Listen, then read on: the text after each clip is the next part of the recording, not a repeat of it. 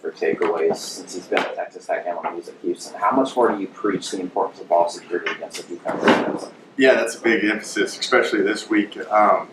And coming off of our past performance of having 4 turnovers.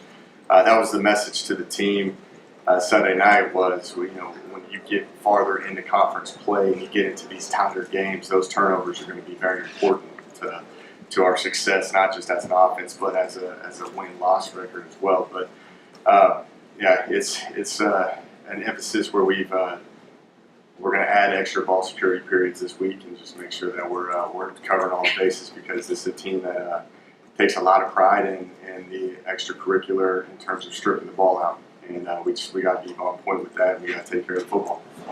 Pretty impressive performance from their defense against Oklahoma State last week. On film, what have you seen maybe that they're doing that's working especially well? I think they're playing at an extremely hard level. Like, they're playing with great energy. They have great enthusiasms out there. It looks like they love playing the game.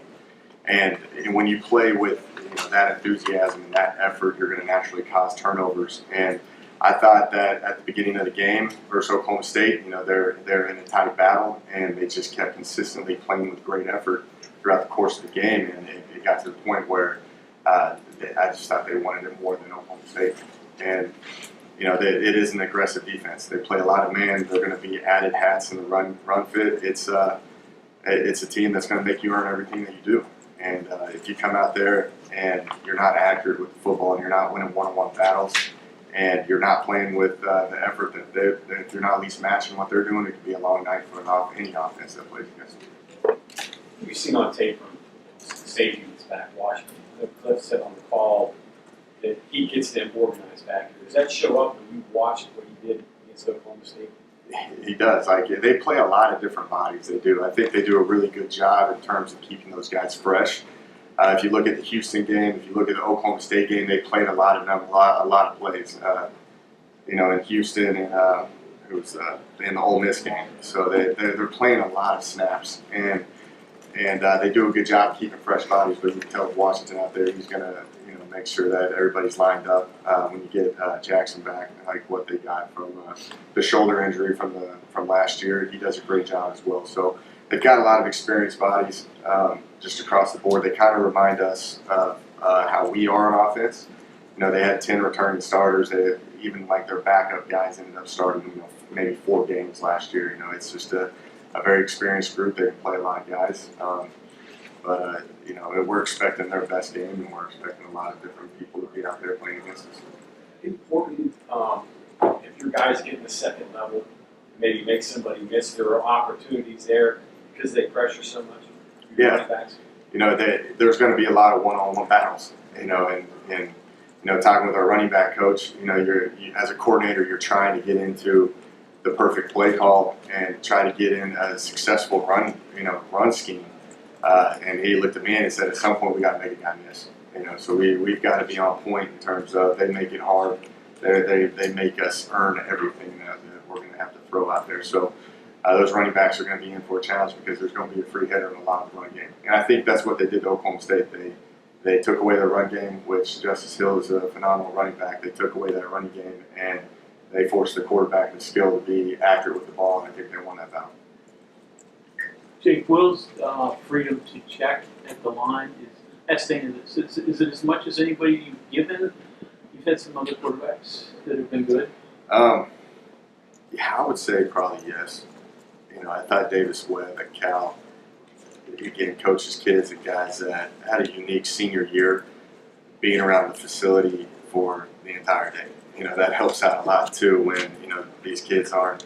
They got online classes, or like for Will's case, he's finished up his degree and he's working on another one. And when you have all that time where you're around the building, you're going to give that guy a little bit more freedom. But if it's a freshman, a sophomore that's hitting those 15 hours a semester and they're not around as much, I'd probably hold off on that. But when you think of it from Will's standpoint, we give him a lot of freedom. He can do whatever. Then the greatest example of that was the 2 plays to Marcus on where he had 96 yards receiving on that drive. Those were all Will in his checks and things that we've had discussed throughout the course of the game. We didn't expect to get to that early, but it was just with him being around the discussions that we had, that he was ready for it and he exposed them when he could. Do you have a percentage or not? Like, how many has he checked into in the first 3 games? That's a good question. I'd have to go. I'd have to go through and look at that. Now I'm pretty curious about that as well. Which we do. We do look at that, and we have it on the initial play call and then what the check is. Tennessee wasn't as much, but he did have a few. He had a lot in the Kansas State game. Probably very minimal versus Youngstown. It just depends on what they're trying to do to you. If you start getting into that cat mouse game of trying to expect what they're trying to give you, there's probably going to be a lot more checks than usual. And this is a team that is going to play. They're going to get after you. They're going to blitz you. They're going to play man, and then they're going to drop 8 at times. So it's a good mixture of. I think it's going to be a good game for Will in terms of just having an understanding of what they're trying to do to him. Is it true when he goes into checking something that you may not, you and Dan may not know what he had checked into? Yeah, sometimes. Like I have a pretty good feel for what he's doing because of all the conversations we've had throughout the course of the week. The 2 plays to Marcus, for example, I knew exactly what he was going to. I just was surprised he got the same look back to back that he got to the second call, which was a double move that Marcus scored on. That's just part of the conversations we've had. We go through a lot of discussions in terms of what checks we like in certain looks, and we practice that throughout the course of the week. So we have a general idea of what he's trying to accomplish. Now he did get baited a couple of times versus Kansas State, and one of the sacks that happened, he got a protection. There was a protection issue where he got baited on, which that's going to happen when you give the quarterback that much freedom. And that's just what you got to live with because majority of the time Will gets those kids in the right spot. The level of control that he gets, or that most quarterbacks get now, pre-snap versus when you played quarterback, maybe even when Gino was here, has it exponentially expanded? Yeah, a lot. Just because the defenses now know how to play spread offenses.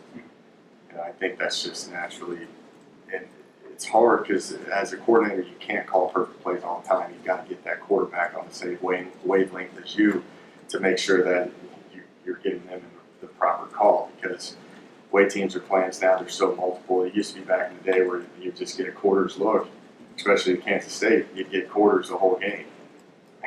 Regardless of what they're doing, you can take the same RPO every single time and they'd never take it away. And now you do something in the middle of the game, they adjust immediately during that drive. So you gotta, if you get back to that same call and they make the adjustment, you gotta make sure that the kids understand where they're going from, what their next progression in the check is. When Dan and I were here, when I was with Dan in 2011-12 with Gino, when we called run, it was a run to the right and we'd have an RPO to the left. And then it started evolving where you had RPOs to the right and to the left. And then you got to where you get into protection checks. So it's kind of evolved, as defenses have evolved to stop us.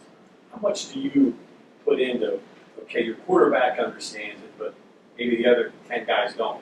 I mean, does that factor into your leeway? Okay, if my quarterback's calling a check and my left tackle doesn't understand it or get it, then everything's out of whack. How much does that play into what you allow? We keep it very simple with the checks. Okay. We got So it involves just a few people? It involves really just Will and making sure that Okay. there's a lot of moving parts to it because we'll tell the O-line what to do, we tell the running back, and we'll tell the receivers what to do. So you can have a lot of different plays by design, but the O-line is really doing one play. So it's that's what makes us multiple. I believe it's just different personnel and body types, and people run different routes, but keeping it very simple for the O-line. I mean, it could get pretty complicated and confusing, I guess. Oh, it can, but you make rules. Like that's where you draw a line in the sand. This is as far as you can go. Like not trying to do double moves and create all sorts of different things just for one look, maybe one play. Just keep it simple and execute. Is your routine now with Zach on the other side pretty much set after having gone through that a couple of times? And Yeah, I talked to him last night. We didn't even mention the game. It was more just talking about our kids. But it's just part of it. Does it change afterwards a little bit? After the game's over? No, Really? it doesn't.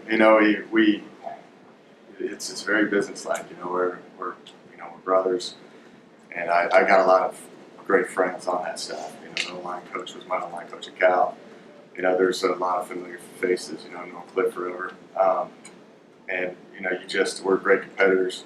You keep it, just businesslike. You know, we're great throughout the course of the week. We don't even talk football, and we get out there on game day and we try to compete, and we try to win, and then we just go back to how it was after the game. Jake, as far as your offensive line goes, Dana mentioned felt pretty good about where the tackles were at, but maybe still some questions on the middle three guys. Where are you at with that? Same. You know, I think the tackles are playing at a high level. I do. I think that I think Josh Sills is playing well. I think he's having his times where he's looking like a dominant guard. You know, because he's starting to play more football and he's just getting more experience. But you know, center and right guard, you know, you're seeing great signs of improvement, but it's still not where we want to be. And as just an offensive coordinator, you got to just keep preparing that. They're going to try to expose that at times. So what are you trying to do to prevent that? You know, we got to keep battling them. We keep a healthy competition. We move those guys in and out. We got to make sure that we're not having any lack there, where we can just keep this offense moving forward. David, would you discuss Marcus Sims' maturation process, and has it been frustrating to coach that? I mean, knowing what was hidden in there and wasn't quite bursting out. No, I think where Marcus is at right now is just kind of the natural progression of it. You know, I think he got a good year of playing last year. He didn't play a lot of snaps because we asked him to do so much on special teams, and I think just as he's matured, as he's gotten more conditioned, you know, he's now starting to take games over, and I think that's just a lot of becoming older. And love where he's at. I think he's playing at a very high pace, high level, and you know, I think he's one of the faster guys you'll see on the field. And when you got that speed and he's fresh, and you know that causes a lot of problems on defense coordinators when you got a guy that can take the field, that stretch the field vertically, because as you can tell, like a lot of the underneath stuff's been opening up for the kid, and that's where I see the biggest improvement for him is the underneath stuff. We all knew he could run and get it last year, and now he's becoming that every down guy that we can get it to him underneath and he's going to make plays. So your parents go again? No, they won't show up to this one. This is the one, right? Yeah, that's the one. That's mom's rules. Looking back to childhood, did you tell you were going to be an offensive guy and Zach was going to be defensive? Like, where did that split We're happen? completely opposites. Just our personalities are. My dad's a defensive guy. My grandfather was an offensive guy, so that's kind of where it went down like he went after. He was a defensive guy, and in high school, I was on that path of being a defensive guy, and I had an opportunity to play quarterback, and I realized I kind of liked it over on that side of the ball, and we've just been that way ever since. If you talk to him, and you talk to me, you'll get two different personalities. So it alternates by age, you and Grandpa, and then your dad. Yeah, that's where it is right now. Gary Jennings has been wearing feathers in his helmet this season for good luck. Do you believe that has been paying off for him so far? No. No, he's a unique guy. I've never had a guy put feathers in his helmet before, but if he keeps playing like he is, I mean, I'm all for it. Then I'll help him find feathers with all the birds and pigeons and everything out there. So we'll keep hoping that he plays at a high level. Okay.